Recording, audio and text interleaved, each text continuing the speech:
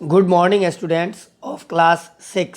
आज मैं आप लोगों को संस्कृत का पाठ 12 वो पढ़ाने जा रहा हूँ, जिसमें आपको मैं आज भूतकाल लंग लकार, जिसको कि संस्कृत में लंग लकार कहा जाता है, हिंदी में उसी को कहते हैं भूतकाल। लंग लकार प्रथम पुरुष के बारे में आपको मैं बताऊंगा। तो आइए अब देखते हैं। इसमें जैसा कि आप देख रहे हैं लिखा गया है, जो क्रिया की जा चुकी है उसे भूतकाल की क्रिया कहते हैं। मतलब जो काम हो चुका है, पहले ही खत्म हो गया, अर्थात जो काम जो मतलब शुरू हुआ और वह खत्म भी हो गया, उसे भूतकाल की क्रिया कहते हैं। धातु में लंग लकार की विभक्तियां जोड़कर भूतकाल की क्रियाएं बनाई जाती हैं। धातु में अब जैसे पठ, गम, ये सब धातु हुआ। इसमें यदि लंग लकार की विभक्तियां जोड़ देते हैं तो वह भूतकाल की क्रिया बनती है। जैसे सह अक्रीडत, अहम अपठम, यहाँ पे क्रीड धातु हो गया और पठ धातु हो गया। इसमें लंग लकार की जो है वह विभक्तियां जोड़ी गई है तो बन गया है अक्रीडत, सह अक्रीडत। वैसे ही अहम पठम, यहाँ पे आप देख सह अक्रीडत और उसके बाद है अहम अपठम। ओके, अब चलिए आपको मैं इस भूतकाल से जो है एक कहानी, आपको इसमें जो कथा दिया गया है कुशलः वृद्ध, उसके बारे में। कुशलः वृद्ध, कुशलः का अर्थ होता है होशियार, जिसको इंग्लिश में कहते हैं क्लेवर, अर्थात चालाक। कुशलः वृद्ध अर्थात होशियार बूढ़ा। तो देखिए अब जैसा कि आप देख रहे हैं लिखा हुआ है, एकस्मिन् ग्रामे एक वृद्ध आसीत्, अर्थात एक गांव में एक बूढ़ा रहता था। एकदा सह बुभुक्षया आकुलः अभवत्, एकदा अर्थात एक बार, सह वह, बुभुक्षया आकुलः अभवत्, बुभुक्षया आकुलः अर्थात भूख से परेशान था। सह वह, खादाय इतस्ततः अभ्रमत्, वह खाने के लिए या भोजन के लिए इधर उधर घूमता था या भटकता था। एकस्मिन् स्थाने सह एकम आम्रवृक्षम अपश्यत्, एकस्मिन् स्थाने अर्थात एक जगह पर वह एक आम का पेड़ देखा। तस्मिन् वृक्षे अनेकानि फलानि आसन, उस पेड़ पर अनेकानि मतलब बहुत सारे फल थे। परंतु वृक्षः उन्नतः आसीत्, लेकिन पेड़ ऊंचा था। अब देखिए, एतानि फलानि अहम कथम आनयामि इति वृद्ध अचिंतयत्, एतानि फलानि, इन फलों को मैं कथम आनयामि, कैसे लाऊंगा। अब देखिए मतलब यहाँ पे जो बताया गया है किस प्रकार से वह जो है वह सोचता है कि मैं इस इतने ऊंचे फलों को कैसे लाऊंगा। वृद्ध अचिंतयत, इससे बूढ़ा अचिंतयत अर्थात चिंतित था। अब आइए, वृक्षस्य उपरि बहवः वानराः आसन्, वृक्षस्य उपरि अर्थात पेड़ के ऊपर, बहवः वानराः आसन्, बहवः अर्थात अनेक बंदर थे। तदा वृद्धः एकम उपायम अचिंतयत, तब बूढ़ा को एक उपाय अर्थात युक्ति जिसको कहते हैं उपाय, अचिंतयत अर्थात तब बूढ़ा को एक उपाय सूझा या उपाय आया। तब देखिए, वृक्षस्य अधः, पेड़ के नीचे, अनेकानि प्रस्तर खंडानि आसन, पेड़ के नीचे अनेक प्रस्तर खंडानि अर्थात कंकर, प्रस्तर खंडानी को कहते हैं छोटे छोटे जो ये पत्थर होते हैं जिसको कंकर भी कहा जाता है, तो अनेक कंकर थे। सह तानि स्वहस्तम आनयत, वह उनको अपने हाथों से लाया। ततः एकम एकम प्रस्तर खंडम भूमौ अक्षिपत। तब ततः एकम एकम मतलब दिया गया कि तब एकम एकम एक एक करके प्रस्तर खंडम यानी कंकर को, वो जो पत्थर का टुकड़ा था कंकर को, भूमौ अक्षिपत अर्थात जमीन पर फेंकने लगा। तब देखिए एक एक करके अपने हाथ में रखकर ऊपर से नीचे फेंकने लगा। तब अनुकरणम वानराणाम स्वभावः, अनुकरणम अर्थात नकल करना, वानराणाम बंदरों का स्वभाव होता है। तब देखिए ते अपि वृद्धस्य अनुकरणम अकुर्वन्, वे भी वृद्धस्य अनुकरणम अर्थात बूढ़े का नकल अकुर्वन् करने लगा। ते वृक्षस्य अधः फलानि अक्षिपन्, वे वृक्षस्य अधः पेड़ के नीचे फलों को फेंकने लगा। वृद्ध तानि आम्र फलानि एकत्र आनयत, बूढ़ा उन आम फलों को एकत्र आनयत एक साथ इकट्ठा करके लाया। आनंदेन तानि औखादत और खुशी पूर्वक उनको खाया। साधु और दिया गया साधु कथितम अस्ते बुद्धे सर्वार्थ साधिका। देखिए साधु का कहना है, कहते हैं कि बुद्धे सर्वार्थ साधिका अर्थात बुद्धि सभी चीज़ों को सिद्ध करने वाली होती है। मतलब जिसके पास ज्ञान है, बुद्धि है, वो अपने बुद्धि से हर एक चीज़ को, हर एक काम को पूरा कर सकता है। अब आइए, अब आपको मैं आगे ले चलता हूँ।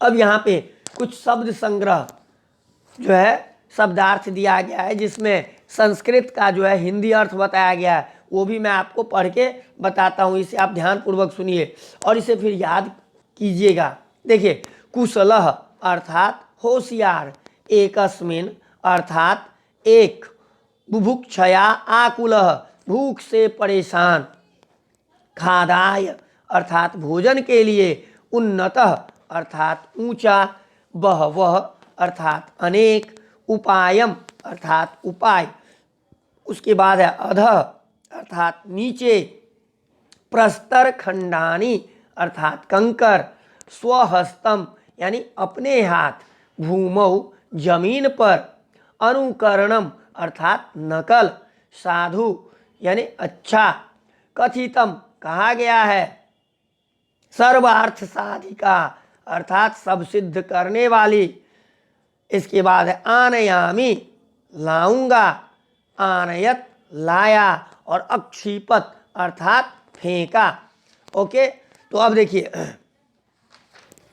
मतलब तो अभी जो है आपको मैंने ये चैप्टर बताया, इसमें जो मतलब भूतकाल के बारे में जितना यहाँ पे आप देख रहे हैं जो लाल रंगों में कलर किया गया है, वहाँ पे ये सारा जो है लंग लकार का शब्द है। जैसे आसीत आप यहाँ देख रहे हैं लिखा हुआ है, लंग लकार में क्या सब है, तो जैसे आसीत, अभवत, अभ्रमत, अपश्यत, आसन, अचिंतयत, आसन, फिर है अचिंतयत, आसन, आनयत, अक्षिपत।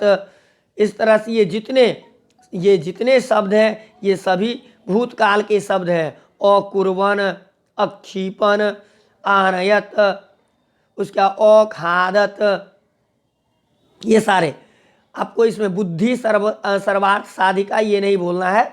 साधु कथितम अस्ति मतलब अच्छा जो है कहा जाता है, दिया गया था इसमें। चलिए आगे मैं आपको ले चलता हूँ, पढ़ें और समझें। जैसा कि आप यहाँ देख रहे हैं, पढ़ें और समझें। लंग लकार के धातु रूप लट लकार के धातु रूपों से भिन्न होते हैं। लंग लकार का जो धातु रूप होता है वो लट लकार अर्थात वर्तमान काल के धातु रूपों से भिन्न होते हैं, मतलब अलग होते हैं। लंग लकार की क्रिया बनाने के लिए धातु के प्रारंभ में अ जोड़ा जाता है। अगर लंग लकार की क्रिया बनाते हैं तो उसमें क्या किया जाता है, तो धातु के प्रारंभ में अर्थात धातु के शुरुआत में जो है अ जोड़ा जाता है। अब देखिए, और अंत में पुरुष एवं वचन के अनुसार अलग अलग विभक्तियां जोड़ी जाती हैं, और अंत में जो है उस शब्द के अंत में पुरुष, जैसे प्रथम पुरुष, मध्यम पुरुष और उत्तम पुरुष, उसके बाद वचन, एक वचन, द्विवचन, बहुवचन, इन सभी के अनुसार से जो है अलग अलग विभक्तियां जोड़ी जाती है। अब जैसा कि आपको यहाँ पे कुछ उदाहरण भी समझाया गया है, एक वचन, द्विवचन और बहुवचन। जैसे प्रथम पुरुष एक वचन, उसमें अत, द्विवचन औताम और बहुवचन अन। अब इसी पर जो है यहाँ पे नीचे लंग लकार प्रथम पुरुष के धातु रूप को बताया गया है। अब जैसा कि आप देख रहे हैं इस साइड में जो है ये धातु लिखा गया है, फिर एक वचन, द्विवचन और बहुवचन। ओके, अब इसमें अब जैसे धातु में है वध, वध का अगर एक वचन, द्विवचन और बहुवचन बनाते हैं तो वो प्रथम पुरुष के हिसाब से अवदत, अवदताम, अवदन। ध्यान से आप देखिएगा। वैसे ही अभी जो मैं बता रहा हूँ अब है भू, भू धातु का अभवत, अभवताम, अभवन। उसके बाद है नम, नम धातु अनमत, अनमताम, अनमन। फिर है भ्रम धातु अभ्रमत, एक वचन, द्विवचन में अभ्रमताम और बहुवचन में अभ्रमन। वैसे ही पठ धातु का एक वचन अपठत, इसके बाद द्विवचन में अपठताम और बहुवचन में अपठन। इसके बाद देखिए दिया गया है लिख धातु का अलिखत, अलिखताम, अलिखन। वैसे ही पच धातु का अपचत, अपचताम। फिर है ये अपचन। ओके, अब देखिए ये जितना सभी जो है लंग लकार में अभी मैं आपको बता रहा हूँ, और प्रथम पुरुष। फिर उसी प्रकार से अस का आसीत, आस्ताम और बहुवचन में आ जाएगा आसन। वैसे ही पा धातु, इसका एक वचन बनाएंगे अपिबत, द्विवचन में अपिबताम और बहुवचन में अपिबन। गम धातु का एक वचन हो जाएगा अगच्छत, द्विवचन अगच्छताम और बहुवचन अगच्छन। दृश्य या फिर उसी को पश्य से लिखा जाता है। देखिए दृश्य अपश्यत, द्विवचन में अपश्यताम और बहुवचन में अपश्यन।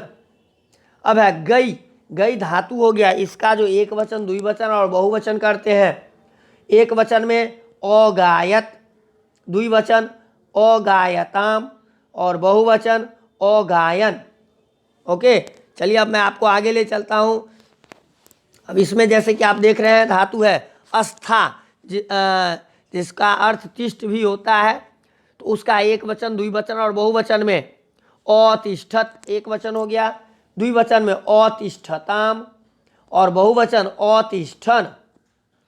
फिर देखिए अगला धातु है नी, इसका एक वचन बनाएंगे अनयत, द्विवचन में अनयताम और बहुवचन अनयन। वैसे ही धातु है फिर नृत्य, नृत्य से बनाएंगे एक वचन में अनृत्यत, द्विवचन अनृत्यताम और बहुवचन अनृत्यन। फिर आइए क्री धातु, इसका एक वचन में अकरोत, द्विवचन अकुरुताम और बहुवचन अकुर्वन। अब आप यहाँ देख रहे हैं दिया गया है लट लकार के क्रियापदों के बाद अस्म का प्रयोग करने से भी भूतकाल की क्रिया बनती है। देखिए लट लकार के क्रियापदों के बाद, लट लकार में जैसे ती तह अंत्य, एक वचन में जो जैसे बनाते हैं ती लगा देते हैं, फिर द्विवचन में तह और बहुवचन में अंत्य। इसमें यदि अस्म लगा देते हैं, अंत में जोड़ते हैं, उससे भी जो है वह भूतकाल की क्रिया बनती है। अब जैसे वसती, वसती अस्म, लट लकार में अस्म लगा दिए, वो भूतकाल बन गया। वसती अस्म, अवसत, फिर है वसतः, इसका अगर बनाएंगे वसतः अस्म, अवसताम। फिर आइए वसंती, वसंती अस्म, अवसन। ओके, चलिए अब अभ्यास में क्वेश्चन है, यह अभ्यास आपको मैं अभी ओरली समझा देता हूँ। संस्कृत में उत्तर दें, वृद्धः कुत्र आसीत्। तो आपको बताना होगा इसका उत्तर, वृद्धः एकस्मिन् ग्रामे आसीत्। हो गया, वृद्धः कुत्र आसीत्, तो आपको बताना होगा वृद्धः एकस्मिन् ग्रामे आसीत्। दूसरा है ख में, सह खादाय किम अकरोत्। सह खादाय यानी भोजन करने के लिए, भोजन के लिए, किम अकरोत् क्या क्या था, तो देखिए दिया गया सह खादाय इतस्ततः अभ्रमत्। आपको बताना होगा सह खादाय इतस्ततः अभ्रमत्, वृक्षस्य अधः कानि आसन। वृक्षस्य अधः लिखना होगा, यानी पेड़ के नीचे क्या था, तो आपको बताना होगा वृक्षस्य अधः अनेकानि प्रस्तरखण्डानि आसन। वृक्षस्य अधः अनेकानि प्रस्तरखण्डानि आसन। वृद्धः भूमौ किम अक्षिपत्। तो बताइएगा, वृद्धः भूमौ प्रस्तरखण्डम अक्षिपत्। वृद्धः भूमौ किम अक्षिपत्, वृद्धः भूमौ प्रस्तरखण्डम अक्षिपत्। वानराः किम अक्षिपन्, वानराः वानराः किम अक्षिपन्। तो बताइएगा, वानराः फलानि अक्षिपन्। वानराः किम अक्षिपन्, तो इसका बताइएगा वानराः फलानि अक्षिपन्। ओके, अब आइए दूसरा में धातु रूपों के लकार बदलें। जैसे लट लकार में है धावति, नयन्ते, तिष्ठत, पीबते, तो इससे आपको लंग लकार में बदलना है। जैसे धावती, अधावत, समझ रहे हैं ना, वैसे ही है नयनते। अभी आपको मैंने सारा धातु पढ़ के बताया है, बस उसी आधार पे जो है इसे भी आपको करना होगा। नयनती, इससे आपको बनाना होगा अनयन, हो गया। तिष्ठतः, तिष्ठतः यानी ये हो गया क्या चीज, इससे जो है तीतः द्विवचन में लट लकार में अतिष्ठताम, क्या लिखेंगे अतिष्ठताम। पीबती, अपिबत, इस प्रकार आप इसको भर सकते हैं। अब आइए थर्ड में है, दिए गए धातुओं के लंग लकार रूपों से रिक्त स्थानों की पूर्ति करें। तो इसमें आपको अब जैसे यहाँ पे ब्रैकेट में ये दिया गया है, इस धातु से जो है आपको लंग लकार के रूप में इसे बदल करके इसमें पूरा करना है। अब आइए क्वेश्चन नंबर 4 में, क्रियाओं में अस्म जोड़कर वाक्यों के काल बदलें और फिर उनका अनुवाद करें। क्रिया में अस्म जोड़ना है। अब जैसे पहला जो है क्रिया इसमें दिया गया पठति, पठति में अस्म जोड़ देंगे, अर्थात पठति अस्म। माधव इतिहासम पठति, तो इसका बना देंगे माधव इतिहासम पठति अस्म, अर्थात माधव ने इतिहास पढ़ा। अर्जुन श्री कृष्णम नमते, बनाएंगे अर्जुन श्री कृष्णम नमति अस्म, अर्थात अर्जुन ने श्री कृष्ण को प्रणाम किया। ओके, इस प्रकार से आपको ये पूरा हो जाएगा। आप देखिए क्वेश्चन नंबर 5 में है निम्नलिखित शब्दों से वाक्य बनाएं। यहाँ पे कुछ शब्द दिया गया है जो लंग लकार का जो है वो धातु रूप में। अब इससे आपको वाक्य बनाना है, जैसे अखादन, अहसत, पठति यस्म, अपचत, अपूजयन।